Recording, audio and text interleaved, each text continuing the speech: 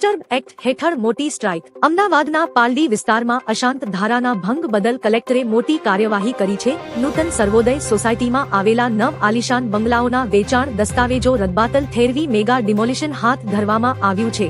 આ મિલકતો હવે તેમના મૂળ હિન્દુ માલિકોને પરત કરવામાં આવશે. એલિસ બ્રિજના ધારાસભ્ય અમિત શાહની રજૂઆત બાદ ડેપ્યુટી સિટી કલેક્ટરે આ હુકમ કર્યો છે અને જવાબદારો સામે ફોજદારી ગુનો દાખલ કરવાના આદેશ પણ અપાયા છે. મગફળી પલળી જતા ખેડૂતનો આપઘાત. માંગરોળ તાલુકાના લોએજ ગામના 55 વર્ષીય ખેડૂત લખમણભાઈ નંદાણીયાએ સિઝનની મગફળી પલળી જતા ઝેરી ટીકડા ખાઈને આત્મહત્યા કરી લીધી. નવેમ્બર 2025માં વિસાવદર પંથકમાં કમોસમી વરસાદથી પાક નાશ પામતા ઈશ્વરિયા ગામના 42 વર્ષીય ખેડૂતે પણ આત્મહત્યા કરી લીધી હતી.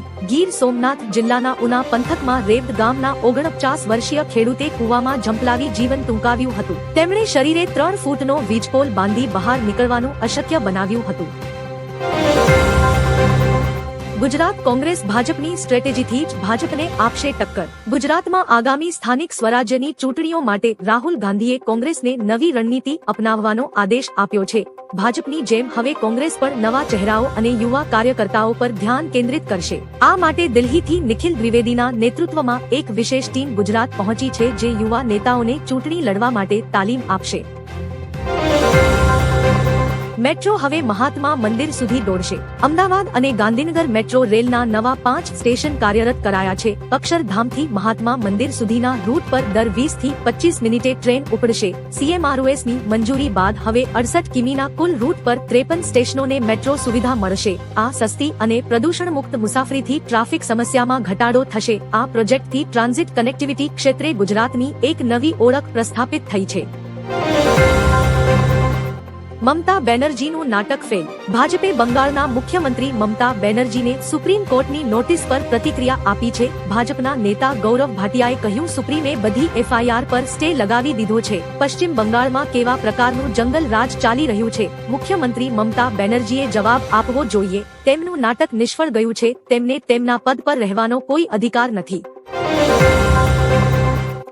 ભારત પણ પોતાનું રક્ષા બજેટ વધારશે. રક્ષા મંત્રાલયે નાણાકીય વર્ષ 2026-27 માટે સંરક્ષણ બજેટમાં 20% વધારાની માંગ કરી છે. વર્ષ 2025-26માં ભારતનું સંરક્ષણ બજેટ 6.81 લાખ કરોડ હતું. જો આ માંગ સ્વીકારવામાં આવે તો બજેટ 8 લાખ કરોડને પાર કરી શકે છે. ઓપરેશન સિંદૂર પછી બદલાયેલી સુરક્ષા સ્થિતિ અને સૈન્યના આધુનિકીકરણ માટે આ વધારો અનિવાર્ય છે. ડ્રોન ટેકનોલોજી અને સ્વદેશી હથિયારોના ઉત્પાદન પર ભાર મૂકવામાં આવશે. ખાનપુર ભાજપ કાર્યાલય ખાતે કરાઈ ઉજવણી. મહારાષ્ટ્રની BMC ચૂંટણીમાં NDA ગઠબંધનની મોટી જીતના ઉત્સાહમાં અમદાવાદના ખાનપુર ભાજપ કાર્યાલય ખાતે ભવ્ય જશ્ન મનાવવામાં આવ્યો છે. અમદાવાદ શહેર ભાજપના નેતાઓ અને કાર્યકરોએ મોટી સંખ્યામાં એકઠા થઈ ફટાકડા ફોડ્યા, આતશબાજી કરી અને ગગનભેદી નારા લગાવ્યા. કાર્યકરોએ એકબીજાને ગુલાલ લગાવી, મીઠાઈ વહેંચી અને મોઢું મીઠું કરાવ્યું હતું. ભયાનક યુદ્ધના એંધાણ, ફાઇટર પ્લેન અને સૈનિકો રવાના. ઈરાનમાં ફાટી નીકળેલા હિંસક વિરોધ પ્રદર્શનો વચ્ચે ડોનાલ્ડ ટ્રમ્પે અમેરિકાનું શક્તિશાળી USS Abraham Lincoln aircraft carrier Middle East તરફ રવાના કર્યું છે. આ ન્યુક્લિયર પાવર્ડ સ્ટ્રાઇક ગ્રુપમાં 70 જેટલા ફાઇટર જેટ્સ, 8000 સૈનિકો અને 6 ડિસ્ટ્રોયર વોરશિપ સામેલ છે. વિશ્વના સૌથી શક્તિશાળી યુદ્ધ જહાજો પૈકીના એક એવા આ કાફલાની તૈનાતીથી મધ્ય પૂર્વમાં યુદ્ધની સ્થિતિ સર્જાઈ છે. પૂંછમાં પાકિસ્તાની ડ્રોન પર ફાયરિંગ. જમ્મુ કાશ્મીરના પૂંછમાં નિયંત્રણ રેખા નજીક પાકિસ્તાની ડ્રોન દેખાતા ભારતીય સેનાએ 40 થી વધુ રાઉન્ડ ગોળીબાર કર્યો હતો. દિગવાર અને રામગઢ સેક્ટરમાં આ શંકાસ્પદ હિલચાલ બાદ સુરક્ષા દળો એલર્ટ પર છે. રાજૌરીમાંથી 3.5 કિલો IED પણ મળી આવ્યો છે. પાકિસ્તાન દ્વારા આતંકી ષડયંત્રના ભાગરૂપે આ ડ્રોન મોકલવામાં આવ્યું હતું. હાલ સમગ્ર સરહદી વિસ્તારમાં સઘન સર્ચ ઓપરેશન શરૂ કરવામાં આવ્યું છે. માઉન્ટ આબુ બન્યું મિની કાશ્મીર. રાજસ્થાનના એકમાત્ર હિલ સ્ટેશન માઉન્ટ આબુમાં ઠંડીએ તમામ રેકોર્ડ તોડી નાખ્યા છે, જ્યાં લઘુત્તમ તાપમાન ગગડીને -5 સુધી પહોંચી ગયું છે. કડકડતી ઠંડીને કારણે નખીલે મેદાનો અને વાહનોના કાચ પર બરફના થર જામી ગયેલા જોવા મળ્યા હતા. પ્રવાસીઓ આ નયનરમ્ય નજારો માણવા માટે ઉમટી પડ્યા છે અને બરફ સાથે મોજ મસ્તી કરી રહ્યા છે. વહેલી સવારે ગાઢ ધુમ્મસ અને કાતિલ પવનને કારણે જનજીવન પ્રભાવિત થયું છે. ઓપરેશન સ્વદેશ હેઠળ ઈરાનથી ભારતીયોની ઘર વાપસી. ઈરાનમાં વધતી અસ્થિરતા અને અમેરિકી હુમલાના જોખમ વચ્ચે ભારત સરકારે ઓપરેશન સ્વદેશ શરૂ કર્યું છે. તેહરાનથી ભારતીયોને એરલિફ્ટ કરવા માટે ખાસ વિમાન દિલ્હી પહોંચશે. ઈરાનમાં અંદાજે 10,000 ભારતીય વિદ્યાર્થીઓ અને વ્યવસાયિકો વસે છે, જેમને સુરક્ષિત પાછા લાવવા આ મિશન હાથ ધરાયું છે. હિંસક વિરોધ પ્રદર્શનોને ધ્યાને રાખી ભારત સરકારે પોતાના નાગરિકોની સુરક્ષા માટે આ મહત્વનો નિર્ણય લીધો છે. ટોલ પ્લાઝા પર કેશ પેમેન્ટ બંધ. કેન્દ્ર સરકાર દ્વારા ટોલ પ્લાઝા પર મોટો ફેરફાર કરવામાં આવ્યો છે. પહેલી 20 એપ્રિલ 1926 થી દેશના તમામ ટોલ પ્લાઝા પર રોકડ વ્યવહાર સંપૂર્ણપણે બંધ કરી દેવામાં આવશે. વાહન ચાલકોએ હવે માત્ર ફાસ્ટેગ અથવા યુપીઆઈ દ્વારા જ ટોલ ટેક્સ ચૂકવવો પડશે. કેન્દ્રીય માર્ગ પરિવહન મંત્રાલયના સચિવ વી ઉમાશંકરે અંગેની જાહેરાત કરી. આ નિર્ણયનો હેતુ ટોલ નાકા પર લાગતી લાંબી કતારો ઘટાડવી, ઇંધણ તેમજ સમય બચાવવાનો છે. ડિસેમ્બરમાં ભારતની નિકાસમાં વધારો. વાણિજ્ય સચિવ રાજેશ અગ્રવાલે જણાવ્યું હતું કે ડિસેમ્બર 2025માં ભારતની વેપારી નિકાસ 1.87% વધીને 38.5 બિલિયન થઈ છે, જ્યારે ડિસેમ્બર 2025માં આયાત વધીને 63.5 બિલિયન થઈ છે, જે ડિસેમ્બર 2024માં 58 બિલિયન હતી. સમીક્ષા હેઠળના મહિનામાં વેપાર ખાત 25 બિલિયન હતી. તેમણે એમ પણ જણાવ્યું હતું કે ચાલુ વર્ષ 2025-26માં માલ અને સેવાઓની નિકાસ 850 બિલિયનથી વધુ થવાનો અંદાજ છે. લશ્કરની કબૂલાત. ઓપરેશન સિંદૂર સફળ. લશ્કર એ તૈબાના ટોચના આતંકી હાફિઝ અબ્દુલ રઉફે સ્વીકાર્યું છે કે ગયા વર્ષે ભારતના ઓપરેશન સિંદૂરમાં મુરીદકે સ્થિત મરકઝ એ તૈબા સંપૂર્ણ રીતે તબાહ થઈ ગયું હતું. આ સ્થળ લશ્કરનું મુખ્ય મથક હતું. ભારતીય હુમલામાં મોટી સંખ્યામાં આતંકીઓ માર્યા ગયા હતા. હાફિઝ રઉફે પહેલીવાર જાહેરમાં આ નુકસાનની કબૂલાત કરી છે. આ ઓપરેશન ભારતની મોટી સફળતા માનવામાં આવે છે.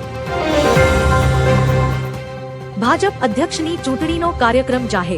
બીજેપી એ રાષ્ટ્રીય અધ્યક્ષની ચૂંટણી માટે સત્તાવાર તારીખ અને કાર્યક્રમ જાહેર કર્યા છે. ચૂંટણી પ્રક્રિયા શુક્રવારથી શરૂ થશે અને મંગળવારથી ઉમેદવારી પત્રો ભરવામાં આવશે. ઉમેદવારો બપોરે 2 થી 4 વાગ્યા સુધી ફોર્મ જમા કરાવી શકશે. ત્યારબાદ 5 થી 6 વાગ્યા સુધી ફોર્મ પાછા ખેંચવાની તક મળશે. જો 1 થી વધુ ઉમેદવાર હશે તો બુધવારે મતદાન થશે, નહીંતર તે જ દિવસે નવા અધ્યક્ષની જાહેરાત કરાશે. સુરતમાં રેલવે અનાજ ચોરીનો પર્દાફાશ. સુરતના ઉત્તરાણ સ્ટેશન પાસે આપ નેતાઓ દ્વારા સરકારી અનાજની ચોરીનું મોટું કૌભાંડ પકડવામાં આવ્યું છે. ગુડ્સ ટ્રેનની બોગીઓમાંથી સુનિયોજિત રીતે અનાજની બોરીઓ નીચે ફેંકવામાં આવતી હતી. જે ડબ્બામાંથી ચોરી થઈ ત્યાં નબળું સીલ મારીને આસાનીથી બોરીઓ બહાર કાઢવાનું કાવતરું હતું. ઘટના સ્થળેથી અનાજની 15 થી 20 બોરીઓ બિનવારસી મળી આવી છે. આ પર્દાફાશથી તંત્રમાં ભારે ફફડાટ ફેલાયો છે. કોસ્ટ ગાર્ડે પકડેલી પાકિસ્તાની બોટ મામલે ગુનો દાખલ. ભારતીય કોસ્ટ ગાર્ડે અરબ સાગરમાં જખૌ બંદર નજીક IMBL પાસે મહત્વપૂર્ણ ઓપરેશન હાથ ધરીને પાકિસ્તાની બોટ અલ મદીનાને ઝડપી પાડી છે. ઝડપાયેલી બોટ અને તમામ 9 ક્રૂ મેમ્બરોને સુરક્ષા એજન્સીઓની સંયુક્ત પૂછપરછ માટે દરિયાઈ માર્ગે પોરબંદર લાવવામાં આવ્યા છે. પોરબંદરના નવી બંદર મરીન પોલીસ સ્ટેશનમાં પાકિસ્તાની નાગરિકો વિરુદ્ધ કાયદેસરનો ગુનો નોંધાયો છે. નકલી નોટો છાપવાના કૌભાંડનો પર્દાફાશ. વલસાડ જિલ્લા લોકલ ક્રાઇમ બ્રાન્ચે વાપીના હરિયા પાર્ક વિસ્તારમાં નકલી નોટો છાપવાના મોટા કૌભાંડનો પર્દાફાશ કર્યો છે. પોલીસે એક પુરુષ અને એક મહિલા સહિત 2 આરોપીઓની ધરપકડ કરી છે. LCB વલસાડની પેટ્રોલિંગ ટીમને ASI અજય અમલાભાઈને વાપીના ડુંગરા હરિયા પાર્ક વિસ્તારમાં નકલી નોટોના ચલણ અંગે બાતમી મળી હતી. આ આધારે દરોડા દરમિયાન સંજય સોમનાથભાઈ પવારને ઝડપી પાડવામાં આવ્યો છે. યુપીએ શાસનના 2 મહત્વના કાયદામાં સુધારો થશે. કેન્દ્ર સરકાર યુપીએ શાસનના 2 મહત્વના કાયદા શિક્ષણ અને ખાદ્ય સુરક્ષાના અધિકારમાં સુધારાની તૈયારી કરી રહી છે. PM મોદીના નિર્દેશ મુજબ 100% લાભાર્થી નોંધણી અને પારદર્શિતા માટે ડિજિટલ પ્લેટફોર્મનો ઉપયોગ થશે. યોજનાઓનો લાભ વાસ્તવિક જરૂરિયાતમંદો સુધી પહોંચાડવા માટે સરકાર કાયદાકીય ફેરફાર પણ કરી શકે છે. આવાસને પણ કાનૂની અધિકાર બનાવવાની વિચારણા હેઠળ છે.